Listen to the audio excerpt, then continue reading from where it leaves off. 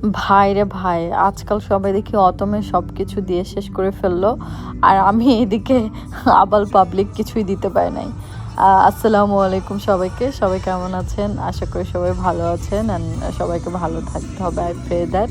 So আমি অনেক দিন পর নতুন ভিডিও নিয়ে আসলাম, আর এই ভিডিওটা ছিল আম, বেশ 2 উইকস এগো।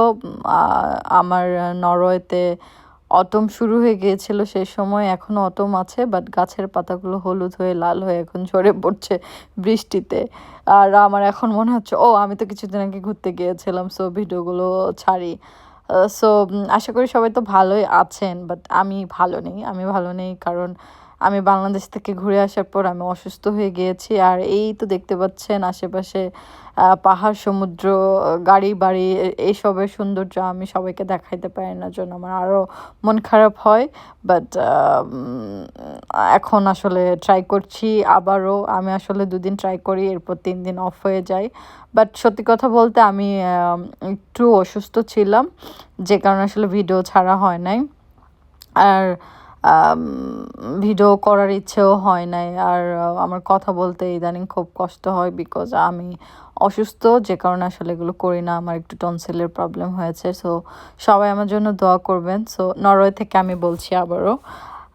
অ্যান্ড আমি যাচ্ছি একটা গ্রামে, এই যে নিচে দেখা যাচ্ছে সবুজ গালিচা বিছানো, এখানে এই গ্রামটা এই পাহাড়ের মাঝখানে।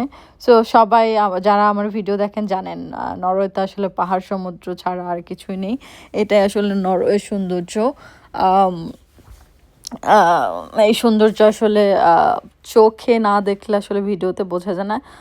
বাট তারপরও আমি আসলে বোঝানোর ট্রাই করি। আমি তো আর বলতে পারবো না আমি নেদারল্যান্ডে এসে প্রথমবার টেসলা গাড়ি দেখে ও মাই গড, টেসলা গাড়ির পিছনে মানুষ কি ওইটা নৌকা বাঁধায় নিয়ে যায়, আমি জীবনের প্রথম দেখলাম। যাই হোক, এসব অনেক দেখেছি, আল্লাহ দেখাইছে, আল্লাহর রহমতে অনেক কিছু করা হয়েছে, বাট সেগুলো নিয়ে এত এত শো আপ করার কিছু নাই, এত দেখানোর কিছু নেই। আমার মনে হয় professional life and personal life এক করা উচিত না। সোশ্যাল মিডিয়া আর আমার পার্সোনাল জীবন মানুষকে আমি কি করছি, কি খাচ্ছি, কি হাঁটছি, কি মুতছি, এসব দেখানোর কিছুই নেই। বাট জীবন তো আসলে থেমে থাকে না, জীবন জীবনের মতো চলে। সো যারা আমার ভিডিও দেখছেন সবাই আমাকে কমেন্ট করে জানাবেন কে কোত্থেকে দেখছেন, আর আমার জন্য সবাই দোয়া করবেন। অ্যান্ড আমি আসলে একটু অসুস্থ, সো আরও বেশি করে দোয়া করবেন। আর আমি আসলে অটমের কোনো ভিডিওই নিতে পারি না, এত বৃষ্টি হচ্ছিল আমার সিটিতে। যখন থেকে গাছের পাতা হলুদ লাল হয়ে গিয়েছে তখন থেকে বৃষ্টি অ্যান্ড বৃষ্টি। আমি একটাও ভিডিও ক্লিপ নিতে পারি না, জাস্ট টুকটাক বাইরে গিয়েছি গাড়ি থেকে, যে ক্লিপ না হয়েছে। সো ওগুলো আমি আসলে আস্তে আস্তে দিব। বাট আমার আসলে সোশ্যাল মিডিয়ায় ঢুকতেই ইচ্ছে করে না উল্টোপাল্টা ইয়ের জন্য, এগুলো নিয়ে অন্য ভিডিওতে কথা বলবো। বাট আজকে বলবো এই যে এই সৌন্দর্যগুলো সবাই দেখেন, আর আমার জন্য সবাই দোয়া করেন, এবং আমার ইউটিউব চ্যানেলে সাবস্ক্রাইব করেন। অ্যান্ড সবাই ভালো থাকবেন। আল্লাহ হাফেজ সবাইকে। অ্যান্ড আল্লাহ হাফেজ বললেই তো আর শেষ হয় না। আসলে মজা করছিলাম।